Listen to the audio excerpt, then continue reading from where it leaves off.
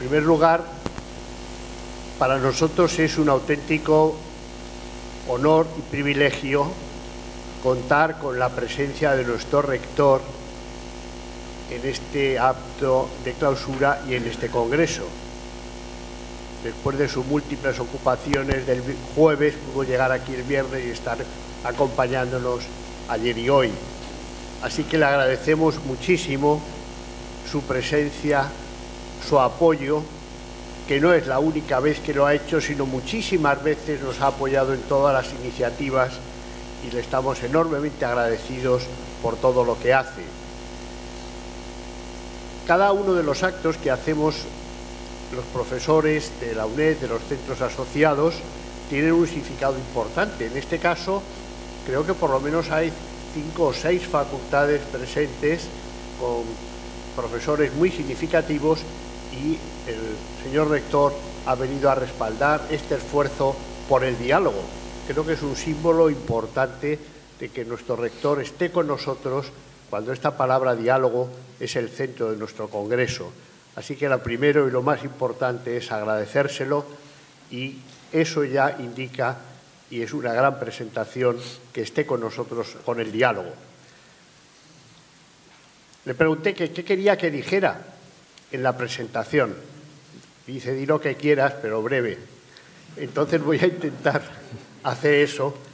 Hay una breve currículum en la página web de la UNED, donde cuenta que es doctor en Filosofía y Letras por la Universidad Complutense, que empezó como profesor de GB en el Colegio Siglo XXI, luego se incorporó el año 80 a la UNED y es catedrático desde el año 2001 en el área de Historia de la Educación, Educación Comparada, Política y Legislación Educativas.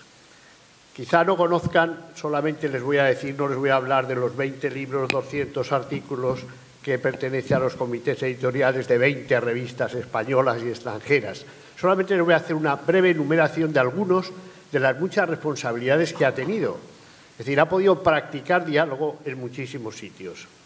Director del Centro de Altos Estudios Universitarios de la Organización de Estados Iberoamericanos para la Educación, la Ciencia y la Cultura. Secretario General de Educación en el Ministerio de Educación y Ciencia. Vicerrector de Evaluación e Innovación en la UNED. Director del Instituto Nacional de Calidad y Evaluación. Director del Centro de Medios Audiovisuales de la UNED. Director del Instituto Universitario de Educación a Distancia de la UNED.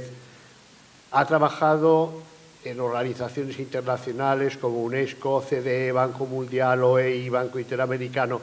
Bueno, voy a callarme porque si no, no cumplo lo que él me dijo y es que resumiera todas sus muchas historias en su vida académica y personal, de la cual estamos muy orgullosos que sea nuestro rector, aunque había también alguno que está por aquí escuchándonos que fue candidato, que también hubiera podido ser un buen rector.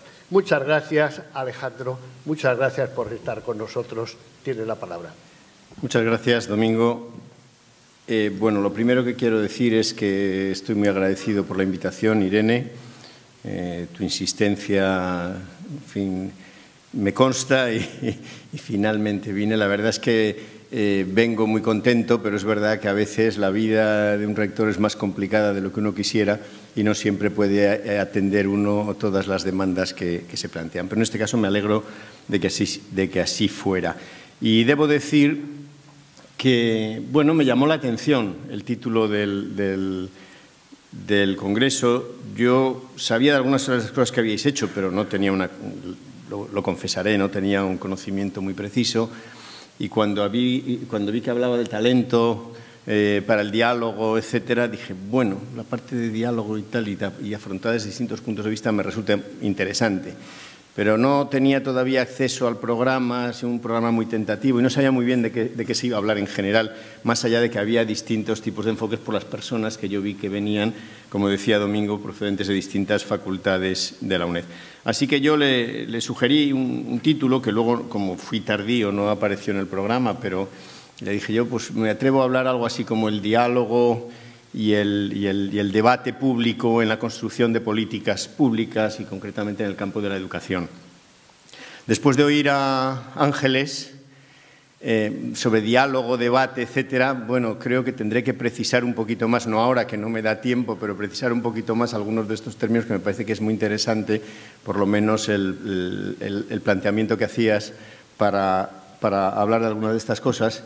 Y luego yo hablaba de diálogo y de debate público, pero después de escuchar a Jorge Benedito sobre diálogo democrático, pues también yo creo que habrá que también, o sea, que me comprometo a reflexionar un poco sobre estas cosas, pero hoy no voy a entrar en ello, ¿no? La propuesta mía parte de una inquietud central, y es una inquietud que yo tengo desde hace bastante tiempo, no es nuevo. He trabajado, he escrito cosas sobre ello y me preocupa, y es los modos en que se construyen las políticas públicas y, sobre todo, el modo en que se construyen las políticas públicas en aquellos ámbitos en que las decisiones son de largo alcance.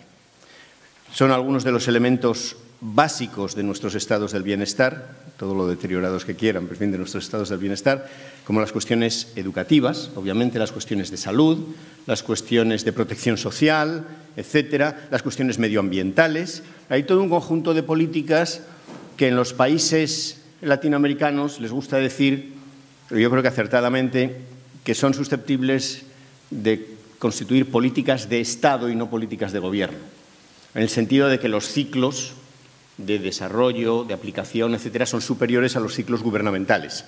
Y, por tanto, en un periodo de 4 años, por muy intenso y por muy mayoría absoluta que se tenga y por unas condiciones lo más favorables, pues es muy difícil. Uno puede diseñar una política, puede empezarla, pero es muy difícil que eso se desarrolle y mucho menos que dé sus resultados. Y a mí me ha preocupado esto siempre, ¿no?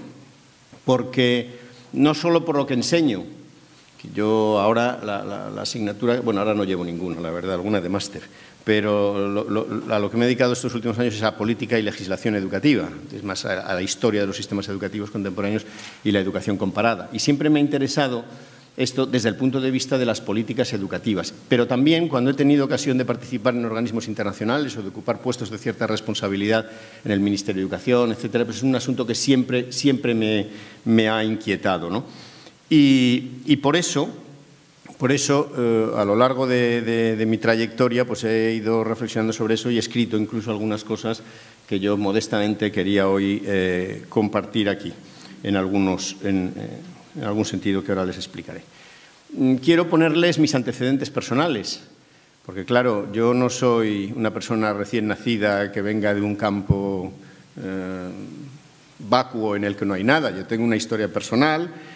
Yo he compartido, y esto Domingo lo ha dicho bien, he compartido las tareas académicas y las tareas de responsabilidad política en el sentido de gestor de políticas públicas, no de responsable partidario, o sea, no formo parte de ningún aparato, de ningún partido político, pero evidentemente he tenido responsabilidades en gobiernos de un determinado signo político, con el Partido Socialista Obrero Español, en fin, para el que no lo sepa, pues es patente, y aunque siempre he tenido una voluntad de independencia, soy actor de proyectos concretos.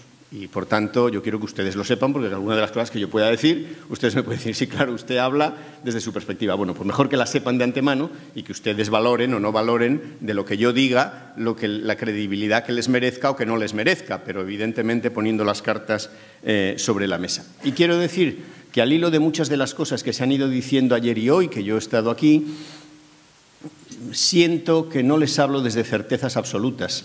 Reconozco que tengo una cierta perplejidad, por lo menos un espíritu abierto ante muchas de las cosas que están pasando en nuestro entorno y en nuestro entorno político y en relación con la construcción de políticas públicas más todavía. Obviamente, hablo desde ese punto de vista, porque se están produciendo cambios importantes que no son solo cambios de representación política, sino cambios de participación política, que algunos no sabemos cómo van a evolucionar, y Jorge Benedito dejaba ahí campos abiertos. Efectivamente, es más democrático, menos democrático algunos de estos fenómenos que se están dando. Bueno, esa misma pregunta me atrevo yo a formularla, no se la voy a responder, no lo sé, habrá que ver algunas de estas cosas cómo evolucionan. Pero este es el contexto en el cual se enmarca mi intervención.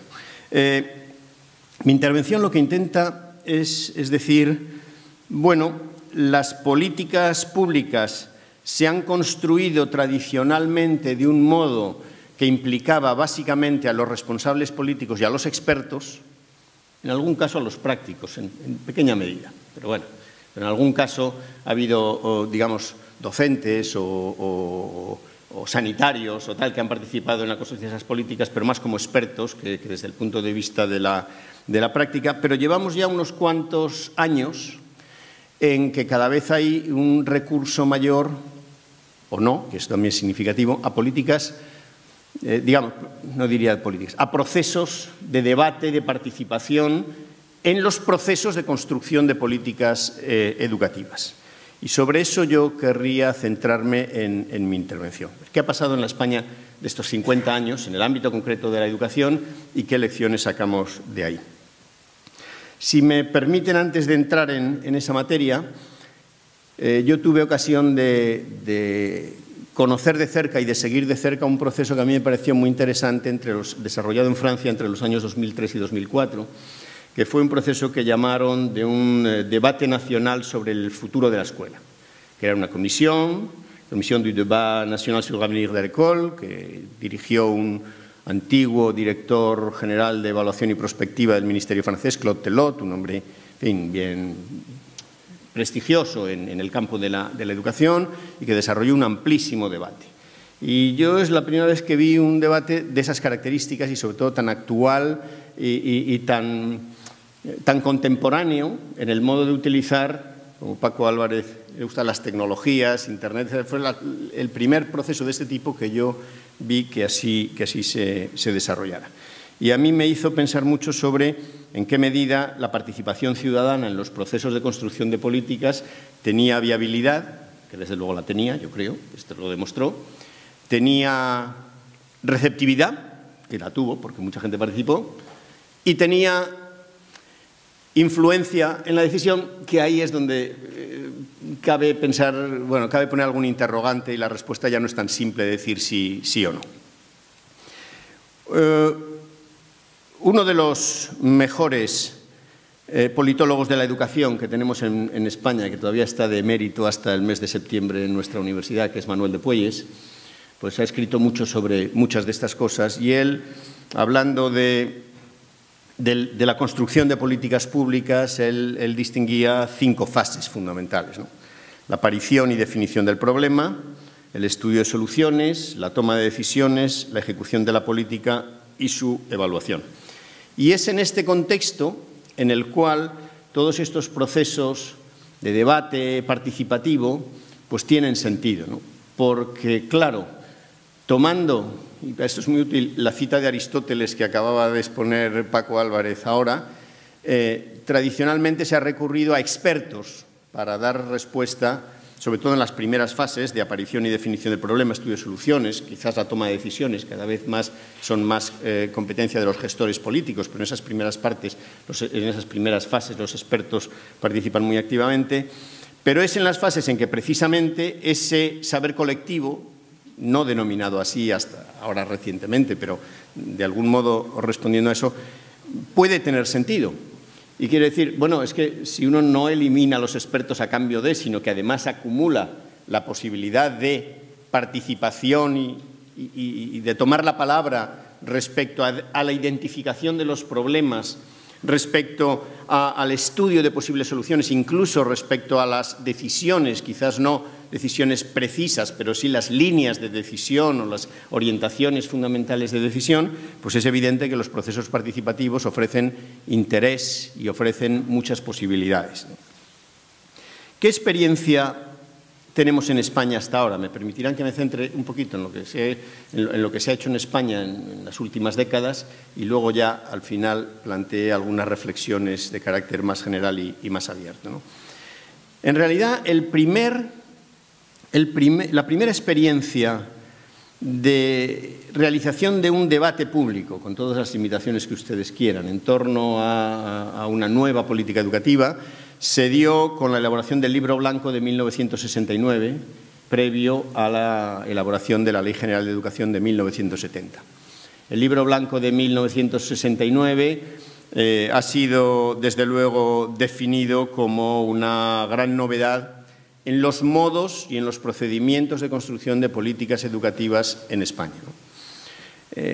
No voy a entrar sobre lo que significó la ley, es muy interesante, Yo personalmente, cuando estuve de director del Centro de Investigación y Documentación Educativa del Ministerio de Educación y Ciencia, llevaba la dirección de la revista de Educación y estaba de secretario en ese momento Miguel Pereira, un canario social, su integración en una política tecnocrática donde se buscaban soluciones modernizadoras pero sin modernidad política. En fin, digamos, muy interesante en cuanto ejemplo de lo que fue el tardofranquismo, todo el desarrollo de la tecnocracia final, pero que no cabe duda que la Ley del 70 supuso la modernización del sistema educativo español. Por ejemplo, supuso acabar con un sistema de tronco separado, de tronco dual o bipolar, o como cada uno le quiera llamar. Yo no estudié en la escuela primaria, yo fui directamente a un preparatorio del bachillerato para hacer el examen de ingreso a los 10 años, hice el bachillerato. Los primos míos que vivían en el pueblo y fueron a la escuela primaria, al terminar no tenían forma de pasar al bachillerato, eran dos sistemas completamente incomunicados. Bueno, eso acaba en España en la Ley del 70, cuando se crea la EGB, o sea que no es una cosa tan antigua. Por lo tanto, hay que decir, es la modernización del sistema educativo que en el resto de Europa, en los países que más tardíamente se había desarrollado, había sido inmediatamente después de la Segunda Guerra Mundial, y en algunos ya con anterioridad a la Segunda Guerra Mundial. Por tanto, ahí llevábamos unas décadas de retraso. Pero dejando al margen lo que la ley fue en sí, desde el punto de vista del debate de la ley, lo interesante es la elaboración del libro blanco. Un libro blanco que fue precisamente nada complaciente, por más que dijera loar a las glorias del sistema educativo anterior, pero al inicio del primer capítulo decía: la organización de la educación en España suscita serios reparos, lo cual en un régimen franquista y hecho por un ministerio franquista, pues se entiende que es una frase que tiene más dureza de la que parece que puede tener. Y al final de ese mismo capítulo decía: la serena consideración de los hechos analizados en este capítulo debe determinar la toma de conciencia social ante tan graves problemas y el propósito de darles una solución urgente. O sea que, sin duda, el libro blanco supuso el primer diagnóstico en forma de libro público, abierto, público, para presentar a la sociedad española de nuestra historia de la educación. Es la primera vez en que eso sucede. Los procesos de debate que llevaba supuestamente asociados, bueno, dejaron más que desear. Es evidente que era un sistema cerrado, es un sistema en el que no había libertad sindical, no había libertad política, etcétera. Por tanto, los consultados fueron los sindicatos verticales, fueron los organismos del movimiento, fueron algunos colegios profesionales, etcétera, etcétera. Digamos que en esa fase de lo que fue propiamente de consultas, bueno, pues no, es lógico que en aquel momento no pudiera ser algo más. Pero esa novedad de plantear un libro blanco, yo creo que fue algo revelador, algo interesante, que se volvió a retomar en veces sucesivas en España. Y en honor a la verdad hay que situarlo en ese momento. El libro blanco sigue siendo un elemento de referencia dentro de un modelo de construcción de políticas educativas, más allá de lo que aquel en su caso concreto significó. La siguiente iniciativa de debate público que tiene lugar en España para la construcción de una nueva ley educativa, de una reforma educativa, se da en los años de los primeros gobiernos socialistas, después del año 82. La Constitución se aprueba en el 78, los gobiernos de UCD duran hasta el 82, es un periodo muy breve, en el que además en medio hay un cambio de gobierno tras los sucesos de febrero del 81 y, por tanto, donde no se pudo desarrollar una legislación educativa acorde con la Constitución. Los dos únicos intentos que hubo, uno que fue la Ley Orgánica del Estatuto de los Centros Educativos, la LOECE, le dio un varapalo muy grande el Tribunal Constitucional y no se aplicó, y el segundo, que fue la LAU, la Ley de Autonomía Universitaria, llegó al final del gobierno y ya tampoco pudo llegar a aplicarse. Por tanto, no. Luego el primer gobierno socialista de Felipe González, a partir de octubre del 82, fue el que empezó a desarrollar las nuevas orientaciones de política educativa en España.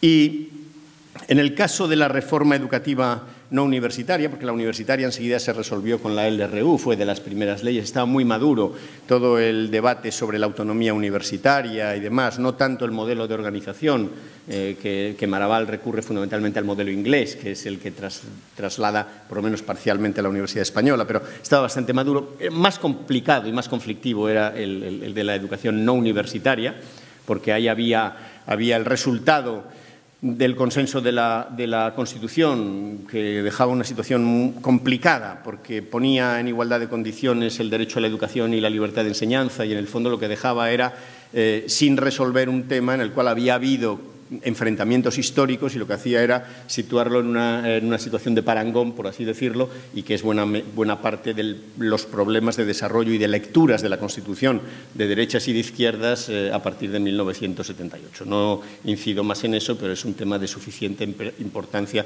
cuando se habla de pactos, acuerdos, etcétera. Yo creo que hay un elemento sobre el que reflexionar. Al final diré algo, ¿no? Entonces, el gobierno socialista hace la reforma bueno, no es una reforma, hace la ley de la LODE, la Ley Orgánica Reguladora del Derecho a la Educación, que establece todo el sistema de conciertos, etcétera, pero tiene otro tipo de desarrollo, e inicia un proceso de reforma educativa. El proceso de reforma educativa es un proceso que ustedes saben, el de reforma experimental de las enseñanzas medias y del ciclo superior de EGB, fundamentalmente, puesto que los ciclos inferiores ya habían sido objeto de reformas parciales, por lo menos.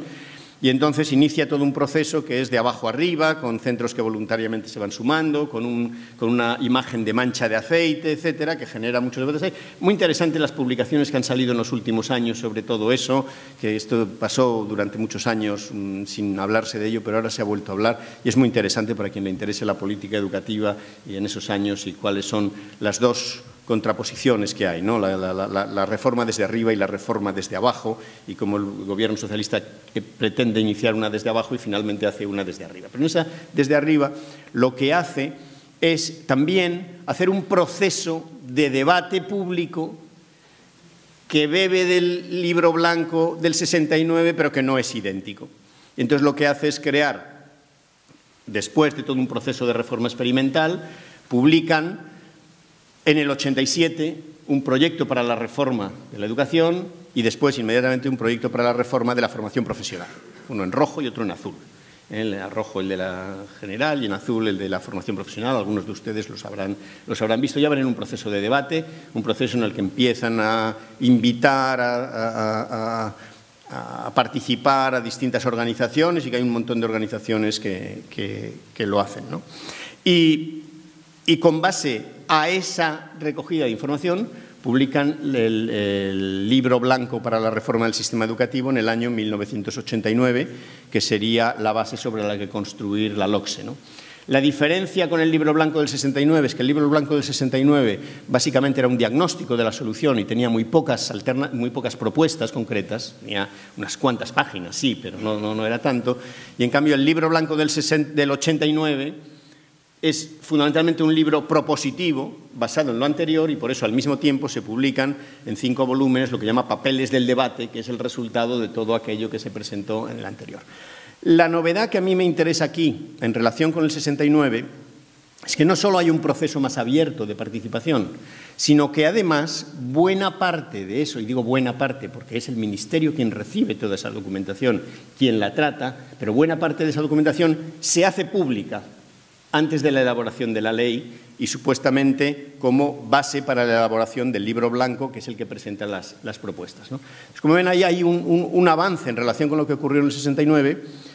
Yo creo que, visto desde hoy, ya me atrevo a decir, un avance insuficiente, pero en fin, desde luego un avance en relación con que en el 69 el diagnóstico era muy preciso, pero el proceso de participación fue muy insuficiente.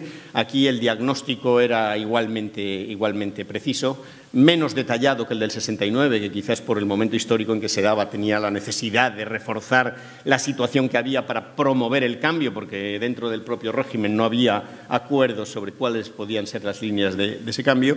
Y aquí la parte de diagnóstico no fue tan importante, pero la parte de participación, la publicación, la publicidad de todo eso sí que lo fue, ¿no? Y a raíz de ahí se publicó el libro blanco, todos aquellos aquellos volúmenes del DCB, el diseño curricular básico, después el plan de investigación educativa y de formación del profesorado, todo un conjunto de publicaciones que fue la base de la elaboración de la LOCSE, ¿no? El libro blanco es la primera vez que habla expresamente en un documento oficial de ese tipo, previo a una reforma educativa, de la búsqueda de acuerdos. Y dice concretamente que busca un acuerdo esencial y duradero sobre los objetivos fundamentales de la reforma. Bueno, ustedes pueden ponerlo entre paréntesis, no, lo que quieran, pero es la primera vez que de una forma así se habla de todo este proceso como un proceso de búsqueda de acuerdos. Puede parecer más retórico que real, pero yo creo que aquí está planteando un problema que es un problema real de nuestro sistema educativo, como todos vemos hoy, y que, por tanto, visto hacia atrás, pues tiene mucho interés reflexionar sobre ello. Aunque en ese momento pudiera ser retórico, pero, desde luego, tengan ustedes en cuenta que la LOCSE es una ley hecha por un gobierno que tiene mayoría absoluta, que, por tanto, no necesitaría pactar con otros para aprobar la ley y que, sin embargo, pretende pactar con otros, como finalmente se hizo, dicha sea la verdad, como finalmente se hizo en el Parlamento, para aprobar la ley. Pactos que, dicho sea de paso, sirvieron de base para impedir que el PP en la primera legislatura, que no tiene mayoría absoluta, pudiera deshacer la ley, porque lo quiso hacer, Esperanza Aguirre lo quiso hacer, pero se encontró, por ejemplo, con la negativa de grupos como Convergencia y Unió, que había colaborado en la elaboración de la LOCSE y la había apoyado, y le dijo que no, que esa era su ley, que no quería ir a otra. Entonces tuvo que esperar a la segunda legislatura, que tuvo mayoría absoluta, para hacer el cambio de la ley. La tercera experiencia importante que hay en nuestro país en este sentido es la elaboración de la Ley Orgánica de Educación. Y esta matícenlo todo lo que quieran, porque yo fui un actor en ese tema, pero yo les doy mi opinión. En la Ley Orgánica de Educación, el Partido Socialista estaba en una situación diferente, y es que no tenía mayoría absoluta en el Congreso y, por tanto, no tenía más remedio que llegar a acuerdos, le gustase o no le gustase. Por tanto, digamos, la declaración de búsqueda de acuerdos no solo era retórica, sino que era una necesidad, porque si no era imposible sacar adelante esa ley, ¿no? Y entonces el procedimiento fue algo parecido. Digamos que paulatinamente y en el seno del Partido Socialista, no solo, porque yo creo que Izquierda Unida lo compartía ese planteamiento, se fue a lo largo de los años 80 y 90 sentando una opinión de que había que establecer mecanismos de participación, mecanismos de debate, mecanismos, no sé si de debate o de diálogo, Ángeles, interesante esto, para llegar a acuerdos sobre las bases de esa nueva reforma. Y, de hecho, las decisiones que tomamos en el Ministerio para el desarrollo de la Ley Orgánica de Educación pasaron por hacer un debate público sobre los objetivos de la reforma educativa que se quería impulsar, ¿no? Y entonces, teniendo en cuenta también lo que estaban haciendo en Francia en esos años, pues lo que hicimos fue hacer un libro verde.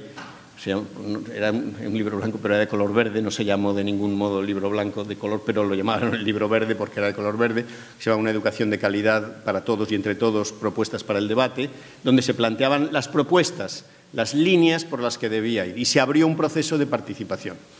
Y en yo creo que se dio un paso posterior, un paso más allá de los anteriores, ¿no? No solo se planteó un documento publicado con propuestas, que por tanto podían ser objeto de debate, no solo se invitó y se fomentó, se apoyó incluso, económicamente incluso, a las organizaciones que tenían representación en el Consejo Escolar del Estado para que pudieran emitir sus informes, sin condicionarles respecto a qué cosas podían decir.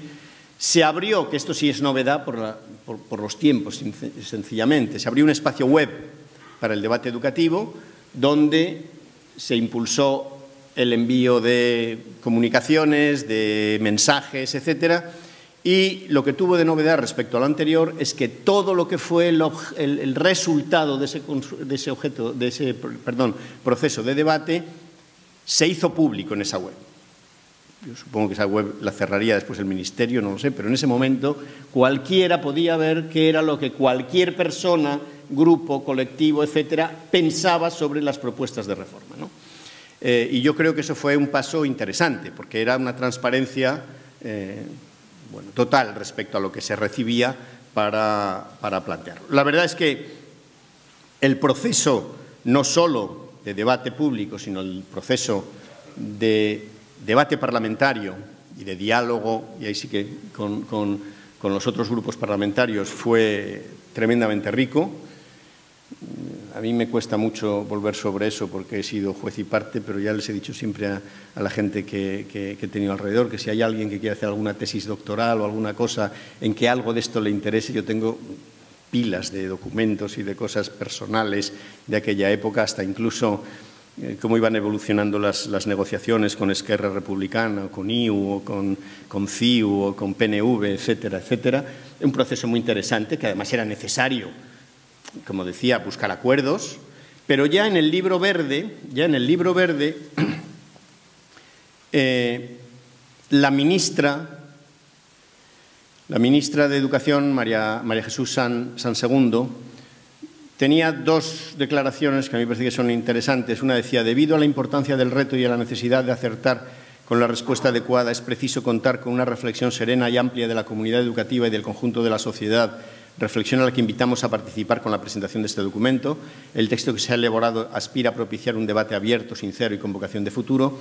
Y finalmente, casi al final del texto, decía: si se alcanza un amplio acuerdo social, por el que trabajaremos sin descanso, los responsables educativos podrán aportar sus criterios y sus principios una vez garantizada una base común estable que cuente con el mayor apoyo posible. Había, evidentemente, una necesidad política de contar con otros socios para aprobar en el Parlamento una ley que requería mayoría absoluta de los votos del Congreso, no de los votantes, y que, por tanto, era necesario. Pero había también una voluntad que iba más allá.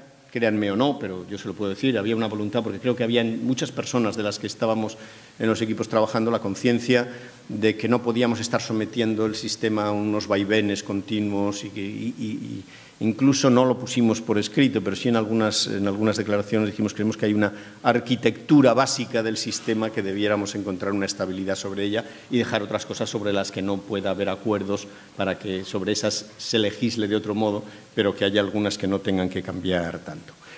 Bueno, me dirán ustedes, ya, pero usted no ha hablado de las leyes del Partido Popular. Bueno, es que sencillamente, y aquí créanme o no me crean, ni la LOCE ni la LOMCE tuvieron voluntad clara de generar un debate público.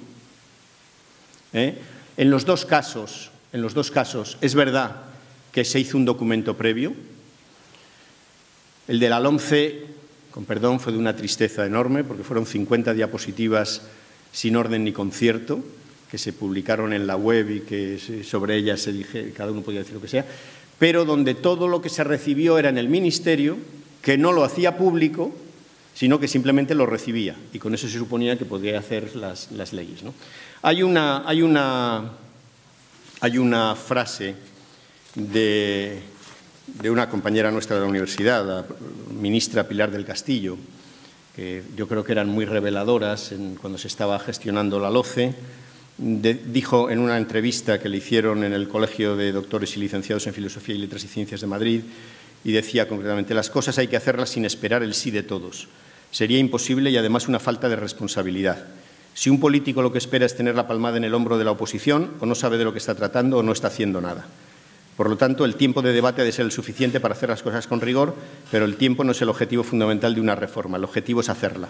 El diálogo no se puede confundir con una tertulia de café o de amigos que no tiene más objetivos que hablar y hablar un día y otro día. El diálogo tiene una finalidad.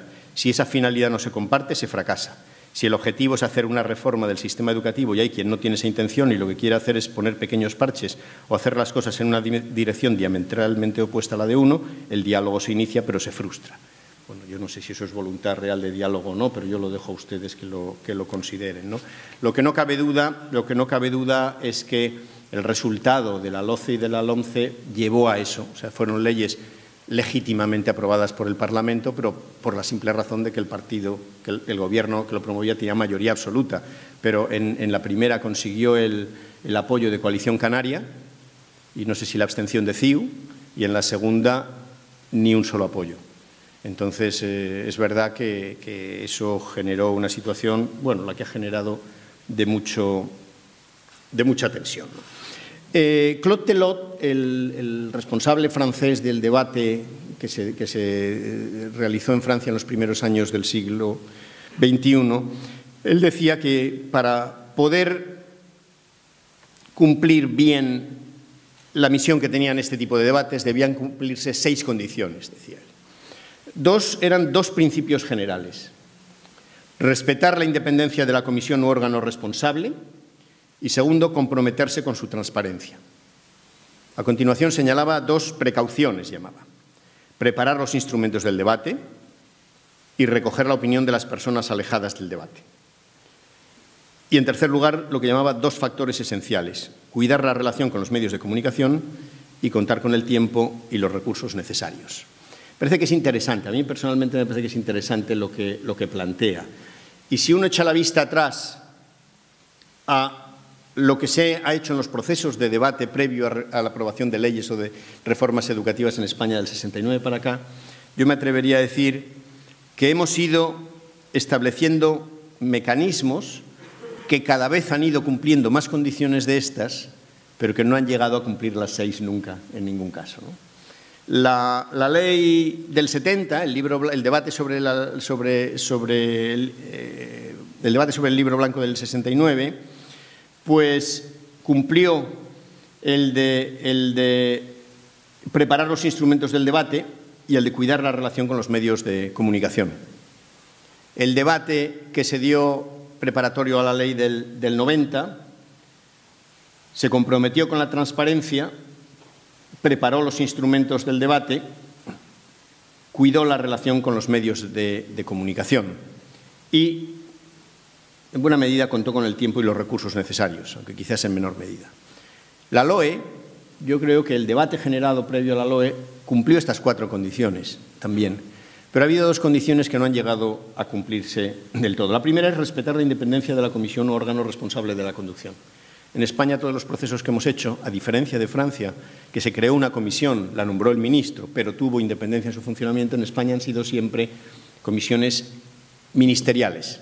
Yo creo que esta es una limitación que nuestro sistema tiene y sobre el que cabría reflexionar. Tiene que ver seguramente con lo que Jorge Benedicto decía de nuestro desarrollo democrático y participativo y hasta dónde nuestra democracia es formal o no es formal, y sin duda tiene que ver con ese tipo de cosas, porque no se da solo en el caso de educación, sino que lo ha habido en la comisión que se creó para la radio-televisión pública, en comisiones de todo tipo que se han ido creando en las últimas décadas para distintos ámbitos. Y la otra, que a mí me parece que es muy importante, es la de recoger la opinión de las personas alejadas del debate. Y yo creo que aquí, en España, hemos tenido una carencia grande en acercar el debate a los que están alejados del mismo. Es llamativo el escaso número, por ejemplo, de centros educativos que han participado en los procesos de debate. Ha sido creciente a lo largo del tiempo, pero, sin embargo, cuando uno ve los resultados de la LOE, del debate previo a la LOE, uno le llama la atención. Es verdad que había opiniones no solo individuales, sino de claustros, de colegios, de institutos, etcétera, pero eran un número muy pequeño en comparación con los que hay en España. O sea que seguramente aquí ha habido un fallo importante que tiene que ver con un sentimiento que existe desde los centros educativos de decir esto nos lo hacen, pero nosotros no participamos en ello. No por falta de voluntad, pero quizás porque no se han encontrado los modos de hacerlo. Hablamos de una democracia participativa, pero quizás no hemos encontrado el modo preciso de hacerlo, ¿no? Termino ya. Yo creo que aquí, y aquí es donde les planteo yo mis perplejidades también, yo creo que estamos en un momento muy interesante de inflexión en la política educativa, porque estamos en un momento muy interesante de inflexión en la política general y en los modos de representación, ¿no? Y yo tengo mucho interés por ver qué es lo que va a pasar, ¿no? Porque de entrada, tras aprobarse la LOMCE, toda la oposición salió diciendo el día que podamos derogaremos la LOMCE. Ya, pero ¿qué va a pasar? ¿Cómo se van a construir políticas alternativas cuando no hay una identidad de posiciones, ¿no? ¿Qué procesos de diálogo, qué procesos de debate y de diálogo, que aquí sí son claramente dos cosas distintas, se van a establecer para ver qué salidas hacia el futuro hay? Y nos jugamos mucho, porque desde luego yo creo que las leyes, yo siempre he dicho y diré, no son la solución de nada, son un marco. Pero, claro, el marco condiciona muchas cosas. Aquí en España tenemos una cierta idolatría del papel oficial y pensamos que, uno lo publica en el BOE o en el boletín de la comunidad autónoma y ya está hecho, ya es realidad, ¿no? Y sabemos que eso no es así, ¿no? Entonces, quiere decir, ¿cómo van a instrumentarse procesos de diálogo en este próximo tiempo? Tenemos una necesidad de consenso y de pacto. Ha habido dos momentos en que prácticamente se estuvo a punto de conseguirlos. Uno en la elaboración de la Ley Orgánica de Educación y otro el que el ministro Gabilondo desarrolló en el año 2010. Es una pena que no estuviera hoy aquí, igual podía haber contado alguna otra cosa. Pero en los dos casos estuvo muy a punto. Pero precisamente en los dos fracasó por política partidaria. Y hay que decirlo así. Básicamente, en el primer caso, por las confrontaciones que generó la tramitación del Estatuto de Autonomía de Cataluña, que fue el que rompió las negociaciones que existían entre Grupo Parlamentario Socialista y Grupo Parlamentario Popular para buscar acuerdos, y había bastantes puntos de acuerdo, no digo que todos, no creo que haya unanimidades en esta materia, pero había bastantes puntos de acuerdo, y luego, en el caso del proceso de Gavia, querer llevar a la práctica, ¿no? Créanme que esto no es enemistad política por lo que lo digo, sino es puro análisis, intento hacerlo así, porque es la realidad de lo que pasó. Ese pacto estaba prácticamente para la firma y fue en el último momento cuando María Dolores de Cospedal le dijo a Gabilondo que no lo podían firmar, que el Partido Popular no iba a firmar eso, que aunque estaban de acuerdo en muchas cosas, pero que ellos no iban a firmar eso porque no tenían no iban a obtener ningún beneficio de firmar un pacto de ese tipo, más que no poder actuar luego como ellos creyeran que podían actuar, ¿no? Y esa fue la realidad, y Gabilondo lo confirmará si ustedes alguna vez se lo preguntan, de por qué no se llegó a firmar un acuerdo que prácticamente estaba conseguido en un montón de campos, ¿no? Entonces, termino ya. Yo no creo que en el campo de la educación podamos encontrar unanimidades. Tiene que ver al final con el modo en que concebimos nuestra vida personal y nuestra vida colectiva. Y hay diferencias, y es normal que haya diferencias en nuestras sociedades, no nos debe sorprender, es normal. El problema es si encontramos algún núcleo en el cual nos podemos poner de acuerdo. Entonces, quizás… Yo soy escéptico ahora mismo, se lo debo decir, porque además en esta legislatura se han agudizado las confrontaciones y se ha radicalizado el debate ideológico, y a mí me parece más difícil ahora que en 2010, esa es la verdad. Pero, como el panorama político está cambiando tanto y nos vamos a ver abocados a una política de diálogo, de consensos o no, de búsqueda de acuerdos, etcétera, pues puede ser que haya unas condiciones diferentes que lo permitan. En ese contexto, a mí me parece que quizás lo mejor que podíamos hacer es pensar no tanto en ponernos de acuerdo en todo, porque yo creo que sinceramente hay cosas que va a ser muy difícil a priori ponernos de acuerdo. Por ejemplo, una cuestión que es tan delicada como es el tratamiento de la religión en el ámbito educativo, pues es un asunto sobre el que hay posiciones muy enfrentadas. Yo no creo que sea el asunto central de nuestro sistema educativo, pero es verdad que hay posiciones muy enfrentadas. Pero en cambio yo creo que hay todo un conjunto de asuntos sobre los cuales sí que nos podríamos poner de acuerdo, pero que más que en principios de funcionamiento, en objetivos a alcanzar y en modos de alcanzarlo. Yo creo que no es razonable, no es aceptable que una tercera parte casi de nuestros jóvenes no tengan una titulación postobligatoria y que estén entonces pues muy condicionados en su futuro laboral por ese tipo de cosas, pues sería un objetivo la mar de loable que nos pusiéramos como objetivo común conseguir que tuviesen una titulación superior el 80% o el 90%, como marca la Unión Europea, y que viésemos qué medios son los mejores para conseguirlo. No es fácil, porque ahí empezaremos a tener debates, si debemos segregar antes, a los 15 o no, si un sistema más comprensivo o menos comprensivo. No es fácil, Pero sería más fácil ponerse de acuerdo sobre eso que sobre otras cosas. Y quizás si vamos consiguiendo acuerdos sobre algunos de estos objetivos más inmediatos y que todos sentimos como cosas más agudas para nuestra sociedad, pues a lo mejor se pueden ir encontrando en otras cosas que a priori no va a ser tan sencillo, pero que en una dinámica de búsqueda de acuerdos pues se pueden ir encontrando soluciones de compromiso para algunas de ellas. Sabiendo también que vivimos en sociedades plurales, en sociedades representadas a través de partidos políticos que tienen opciones diferentes, que tienen legitimidad para, si ganan elecciones, poder aplicarlas y que, por tanto, lo que habría que decir es decir, bueno, cuál es el margen que uno tiene dentro de esa legitimidad, pero no que cuando uno tiene legitimidad para hacerlo quiera romper, dar la vuelta a todo lo que se ha hecho y así reiteradamente, porque entonces el problema es que algunos de esos objetivos clave de nuestro sistema educativo pues no los vamos a conseguir, ¿no?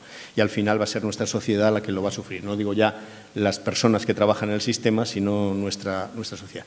Yo creo que no es un panorama sencillo el que tenemos por delante, pero en esta situación de cambio político tan generalizado que se está produciendo, que no solo es de representación política, sino que yo insisto en algo que decía Jorge Benedicto, que es también del modo en que se concibe y se ejerce la ciudadanía, y aquí se están produciendo cambios importantes. Él marcaba el 15M como un punto de ruptura de algunas cosas. Yo creo que esto es verdad, es interesante.